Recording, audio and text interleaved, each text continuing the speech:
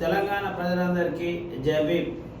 ఈరోజు మన బాబాసాహెబ్ అంబేద్కర్ గారి వర్ధంతి. స్వాతంత్రం వచ్చి 70 సంవత్సరాలు దాటుతున్నా ఈ బలహీన వర్గాలపై దాడులు, అత్యాచారాలు ఆగట్లేదు. ఆలోచించండి.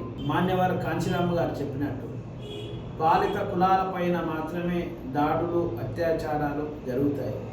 పాలక కులాలపై దాడులు, అత్యాచారాలు జరగవు అని మాన్యవారు చెప్పారు. బాబాసాహెబ్ ఆశయాలను, సిద్ధాంతాన్ని నిజాయితీగా అమలు చేస్తున్న ఏకైక పార్టీ బహుజన్ సమాజ్ పార్టీ అనే విషయాన్ని నేను స్పష్టం చేస్తున్నాను. బహన్ కుమారి మాయావతి గారి నాయకత్వంలో మనం రాజ్యాధికారం సాధించకపోతే ఈ అణచివేత ఆగదు. బాబాసాహెబ్ ఇచ్చిన ఓటు హక్కు అనే ఆయుధాన్ని మనం మొదట గ్రామాలలోనే అమలు చేయాలనే విషయాన్ని బీఎస్పీ గుర్తు చేస్తుంది. అందుకే ఇప్పుడు నడుస్తున్న ఎన్నికలలో బహుజన్ సమాజ్ పార్టీ బలపరిచిన సర్పంచ్ మరియు వార్డు మెంబరు అభ్యర్థులను మీరు గెలిపించి మన ఊరిలో మన బహుజన రాజ్యాన్ని స్థాపించి దాడులను, అత్యాచారాలను అరికట్టుకుందాం.